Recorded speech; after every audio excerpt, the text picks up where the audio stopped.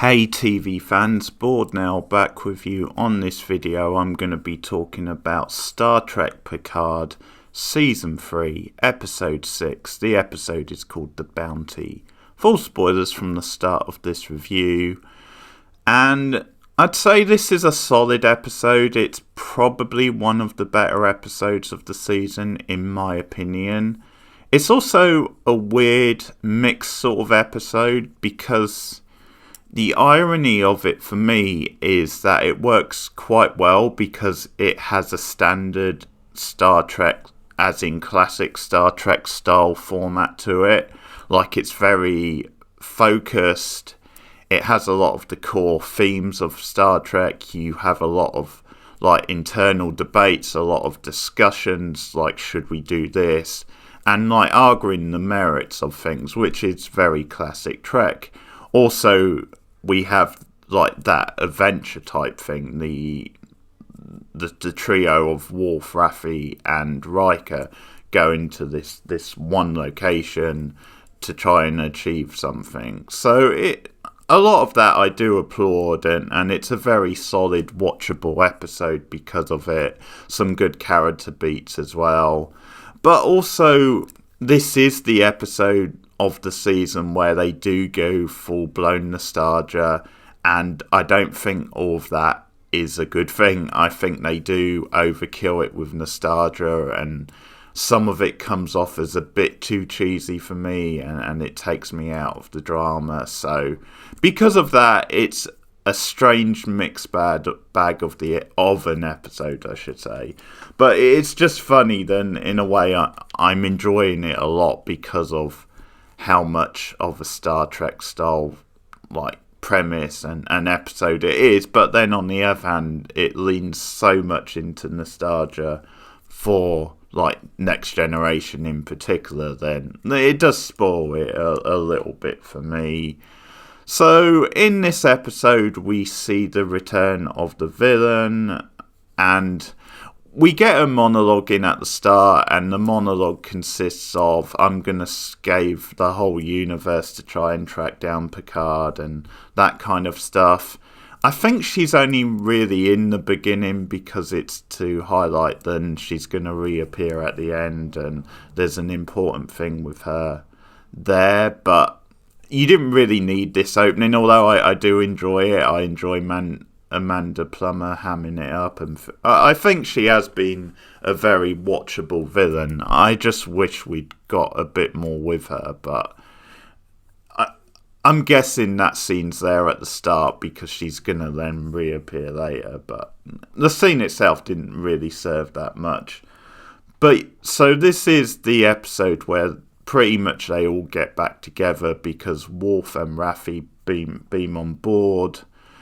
This is the episode where Geordi finally reappears, having had his daughter in the show, and we meet his other daughter, and there's a fair bit going on with that. So Worf does this speech where he's telling everyone then something big is going to go down on Starfleet Day with this whole changeling group, and that the answers to it could be back at the site, the academy, the training site, which was blown up, and they took a particular weapon. So the purpose of the mission with Riker, Worf and Raffi is to go and find out what that crucial bit of data was, or what was it, the weapon which they took, that being the changeling. So that becomes the mini mission of the episode, and a lot of that stuff I do enjoy. It's worth keeping track of Raffi and Seven, because in season 2, by the end of it, I really started to despise their relationship, having been quite into it at the time when it started, liking both characters quite a lot. I've soured more on Raffi since, but I was glad their relationship was over when it finally ended. They only have a brief kind of encounter in this one, so as long as they don't flag it up too much, then I don't mind.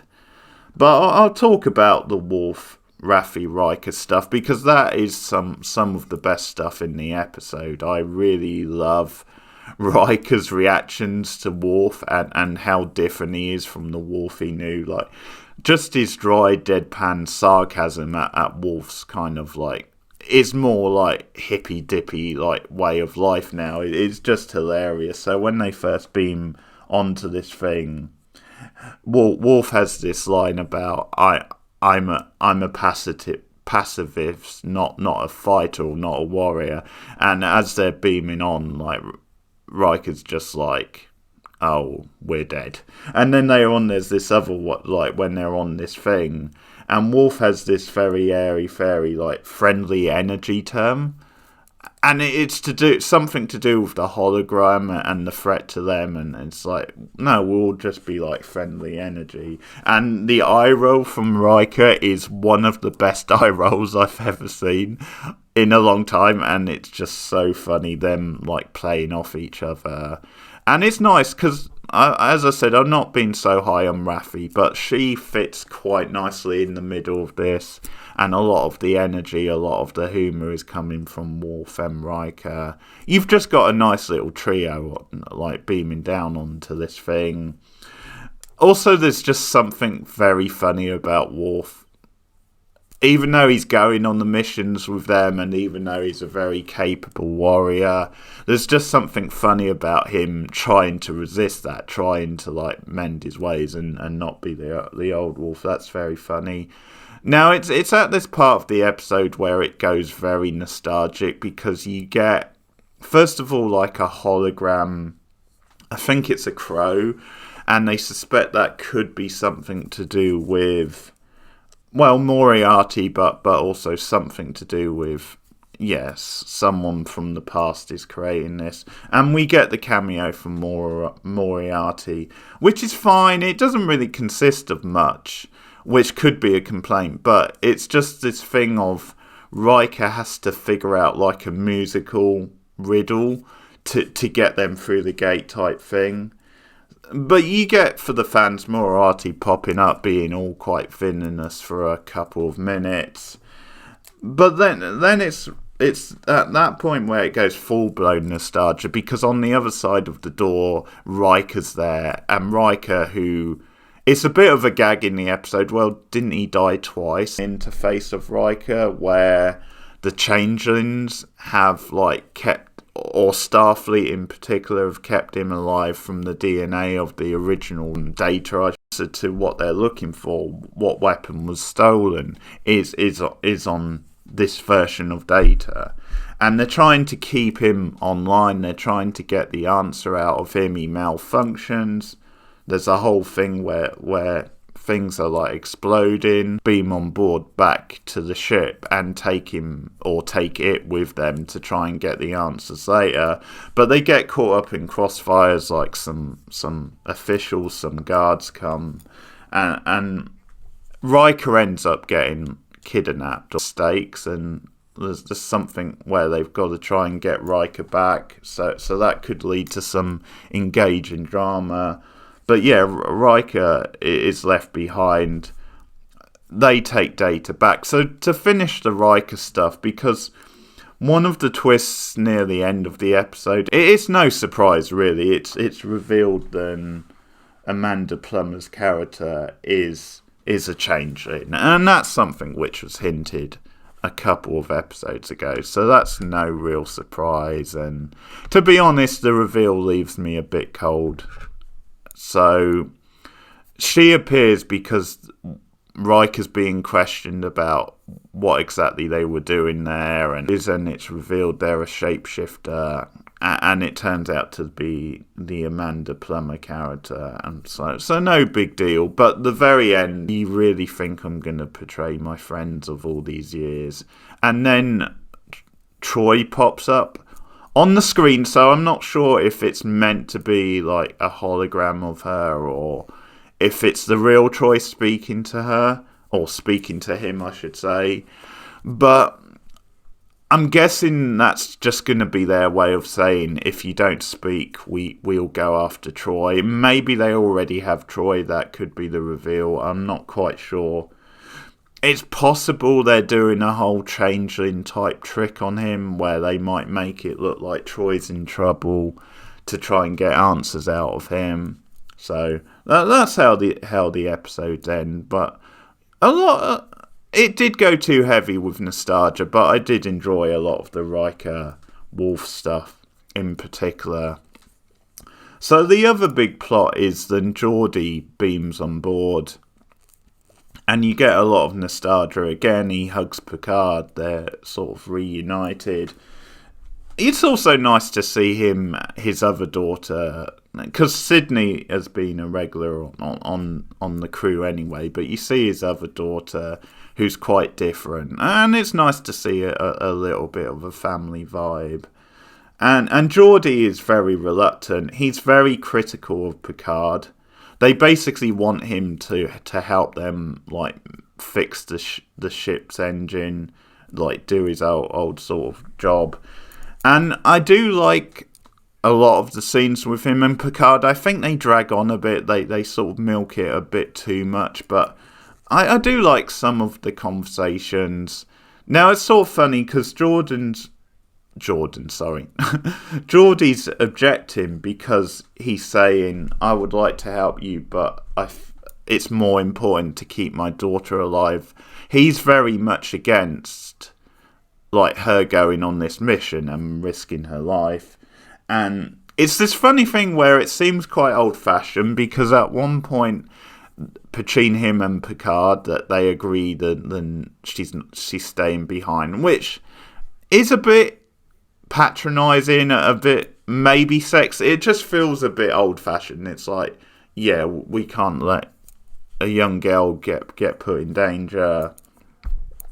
But it's whatever. I mean, I think Picard kind of sees it from a father's point of view, because Geordi's mad with him because saying, you put my daughter in danger. And his thing is, yeah, like, it's just too much of a risk, because he's also highlighting, well, when the Federation gets here, they're going to be really pissed, and you've broken all these laws. And there's a fun little line from Picard where it says, well, what's one more? Oh, they can add it to my tab, is what he says. So that is a good Picard line. So the Geordi Picard stuff is solid. It just drags on a little bit, and some of it makes me hate Geordi just a little bit, just because it's like, yeah, you're being a bit selfish, but I can also understand a father looking out for his daughter.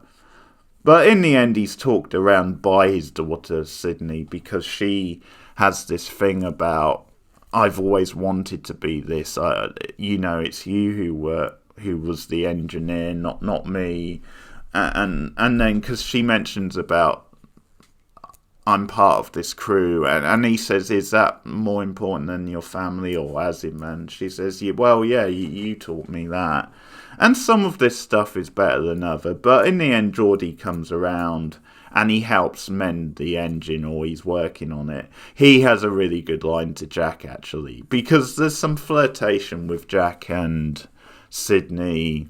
I'm still not sold on Jack, I'm sorry, but he comes in and first of all says, stay away from, or don't lay a hand on my daughter, something like that. But then his best line is, make yourself useful, kid. That's really good. And Geordi's a good character, like the actor, very charismatic, likeable. So he's good in this episode. His reappearance works quite well, and the way he bounces off Picard. I'm not so keen on Jack's flirtation with his daughter. I don't think we need to go there, like having his daughter having a relationship with Picard's son, but they might not go there. If it's just played up as a bit of a casual flirtation, like for comedy, then I'm not going to complain too much, but I don't want them to have a natural romance. That's not something I'm really into.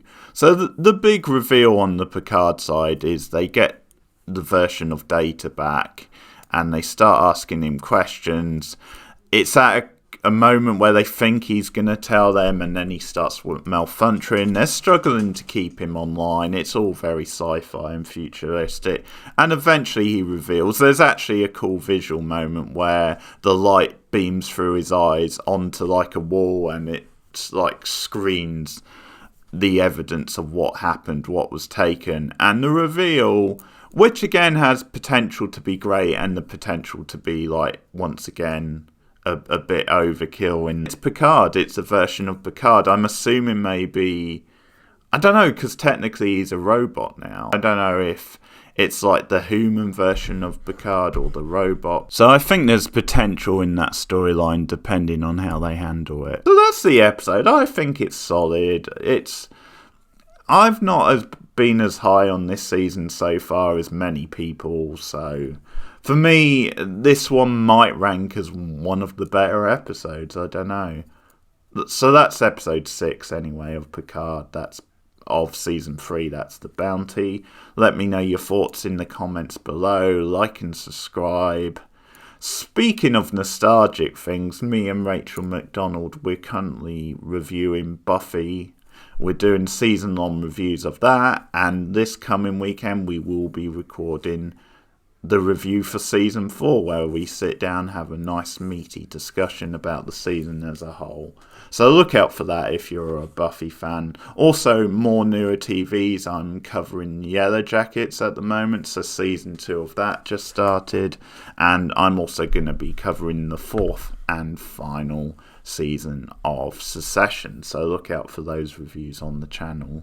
You can support me at patreon.com/boardnow for just $1 a month. Thanks for listening. Keep watching TV. See you guys soon.